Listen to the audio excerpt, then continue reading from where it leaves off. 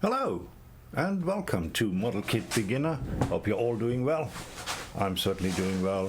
It's Friday evening, the weekend is upon us. As you can see, today we have a look at this thing, which is an Aston Martin DB6 from the folks over at Airfix in the scale of 1 to 24.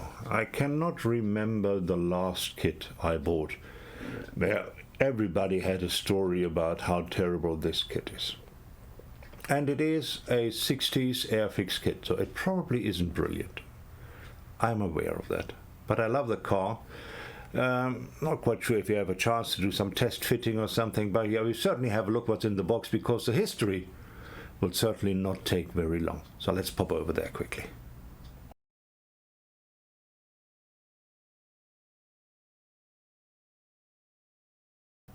So here we are with the Aston Martin DB6 as seen on Scalemates. You can see it is from Airfix, and we can see it is in 124. It is what was considered a full kit, and it came out in 1969. It has plastic sprue, clear plastic sprue decal sheet, water slide and vinyl. Ooh, okay, so it has some tires. All right, we will see that. And now let's have a look at the timeline. Oh. Yeah, that's it. That's all they ever built. Nobody ever repopped this one. It is, yeah, interesting. Oh, there's somebody who built one. So that's not bad. So obviously it can be built in some other form. Maybe it's not just as bad as some people would like us to believe in that box. Well, let's go and find out. I'll meet you at the bench.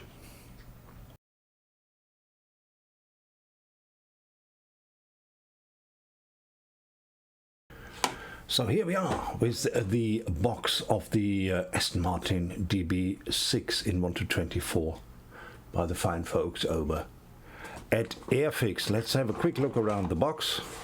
On this side they show you a Toyota 2000 GT. I have that car, luckily not from Airfix, but I have it. Then it says it's a Series 6 kit. Not quite sure what that means. And it says for best result, use Airfix adhesive and paint numbers midnight blue, black, red, buff and matte black. And these are not included. On this side you just have the box art and the Airfix logo of the time. It is made in England, and here the same color. All outs. Right, let's open this up. Now this is a second-hand kit, so it's not as it came from the factory, what you see here. We have an instruction sheet, which we have a look at in a minute. We obviously have this beautiful body. We have chrome sheet. As you can see, nothing is in plastic. That's interesting. We have plastics, lots of plastics. White plastic. Oh boy. We have transparent stuff. Probably needs a bit of polishing because none of it was in a plastic bag. Oh boy. This is kind of stuck to the tire. You know, when you heard, oh, these tires, actually when you have the plastic close to the tires, it melts the plastic. Have you ever heard that? I heard that. I've never seen it. This is the first time I've ever seen it, that this vinyl is becoming like a little adhesive. So this is also, I must tell you that this is my very first time I've ever experienced this. But this is what can happen when you buy old kits from the 60s, especially when you buy them in South Africa, probably set in the garage in great heat, and then you have these things happen. Maybe we have a look at these parts first.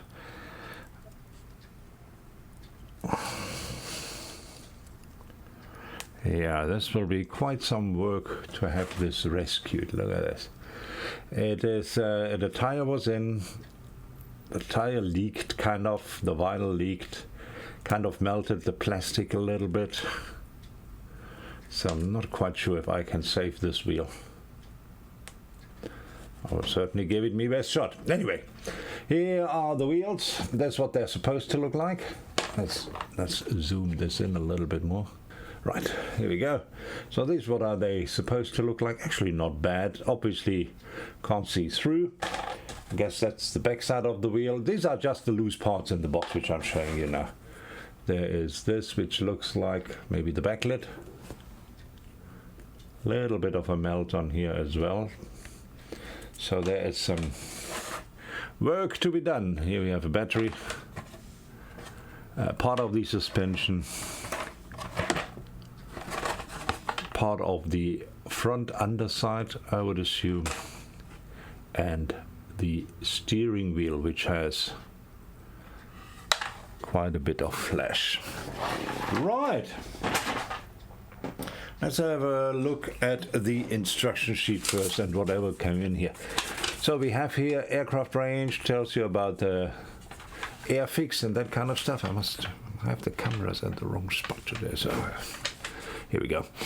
And it includes over 300 constant scale kits, among them are aircraft, blah blah blah. So this is promotional stuff, and then we have the instruction sheet itself. Here we go.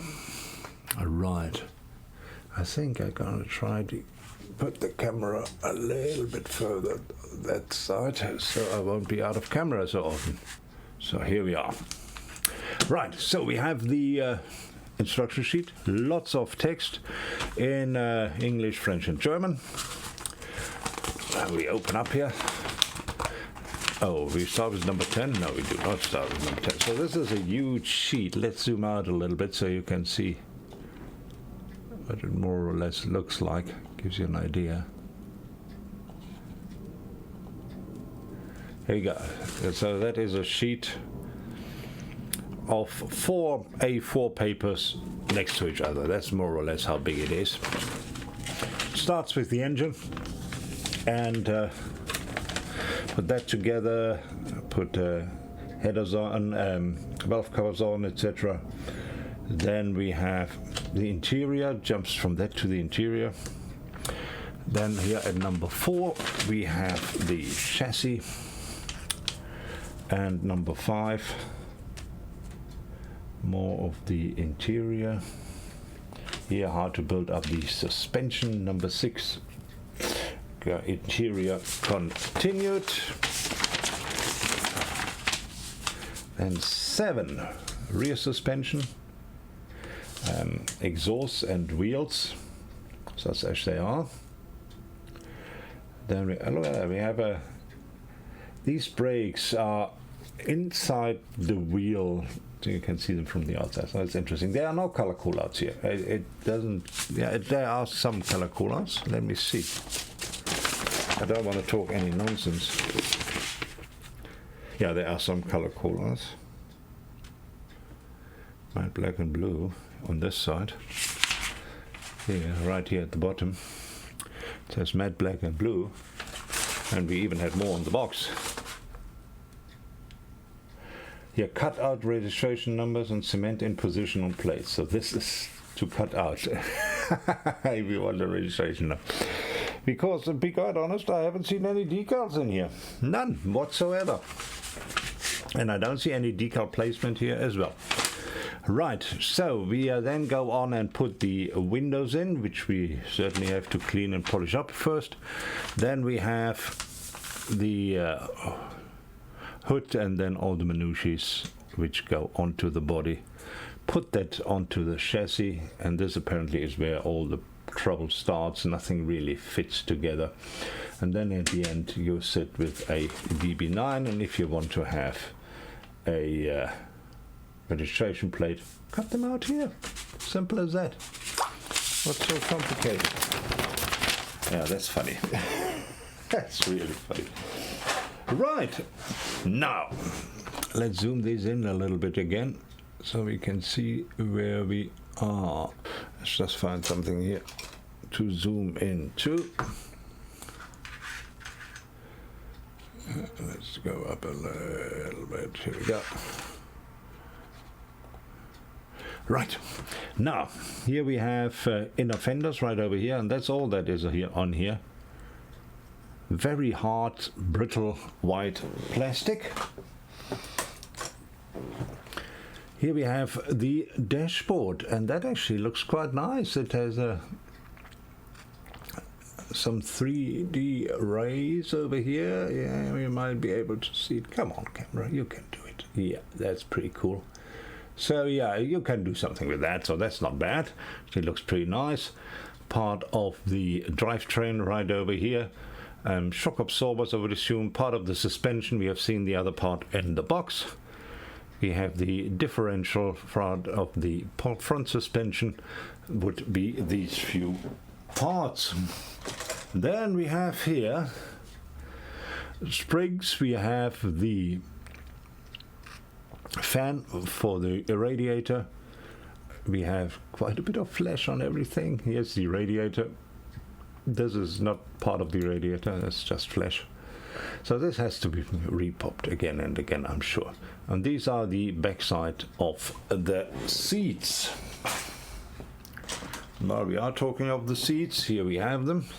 They actually don't look too bad. I think you could make some very nice leather seats out of those. Pretty good. And here we have a rear part. Not quite sure what it is. Anyway, here we have a part. Then here we have the engine sprue of the engine right over here, and other engine parts, radiator assembly, inner wheels with the brakes. Let's have a look at those brakes.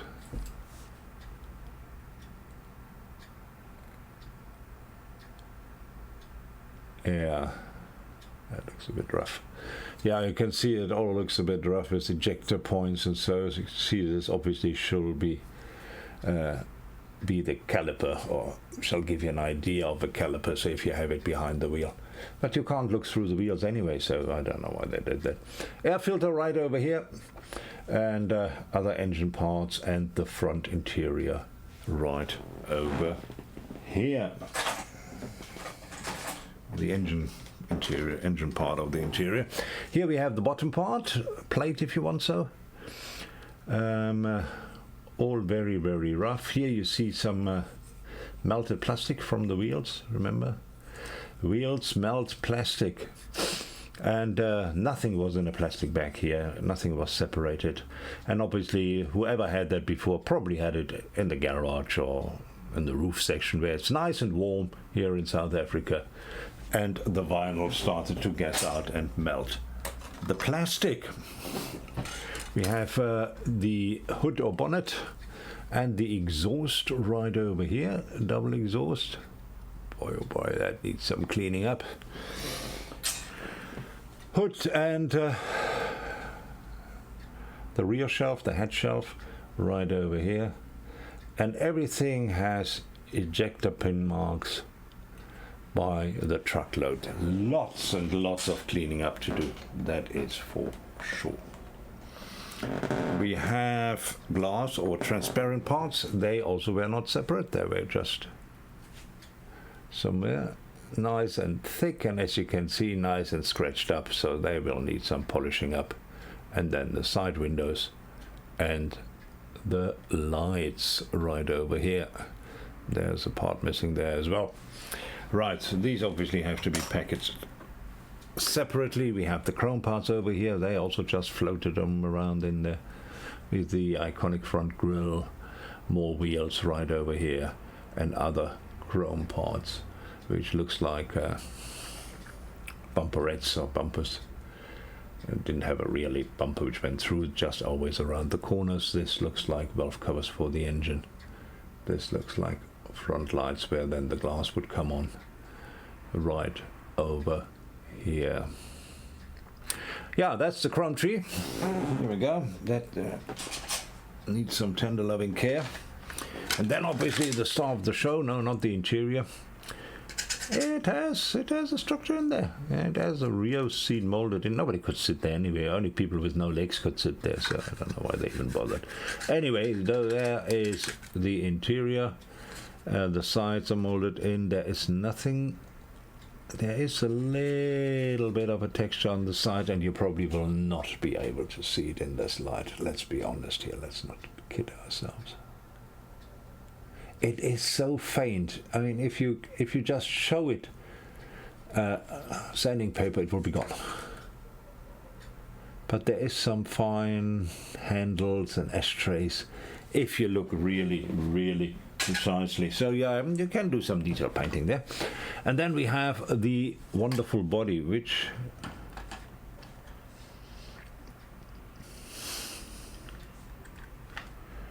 is not too skew. Molded in wipers, molded in Aston Martin emblem, and these side air holes are not molded in.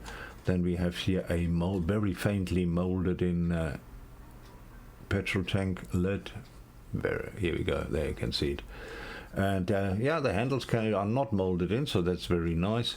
So it's very odd. Some stuff they have decided to mold in, other stuff they don't. Obviously an iconic body. Love it, love it, love it.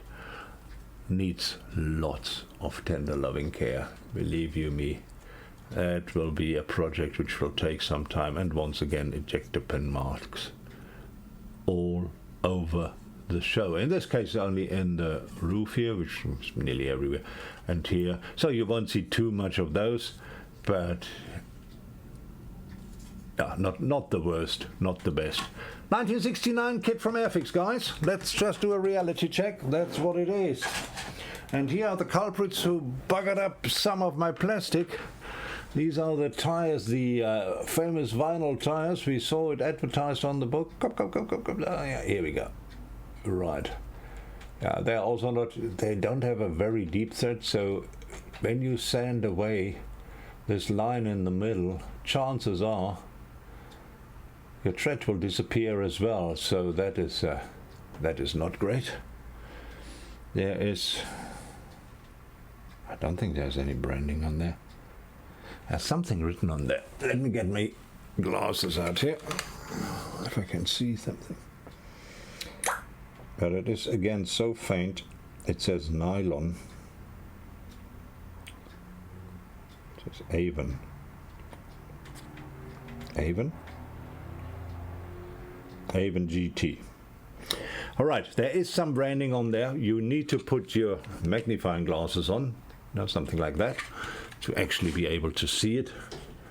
Yeah, and it's also very, very faint.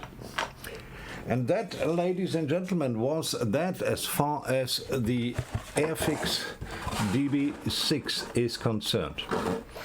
We didn't expect much, and we didn't get to see much, but it is an iconic car, and will be a wonderful challenge to make this a nice model. Right, let's go upstairs, my final thoughts, and then we are out of here.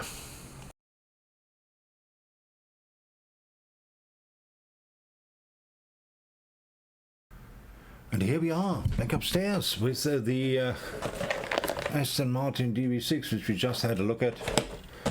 We were warned, well, I was warned, I don't know if you've ever heard about this kit, but I was warned that it is a horrible kit.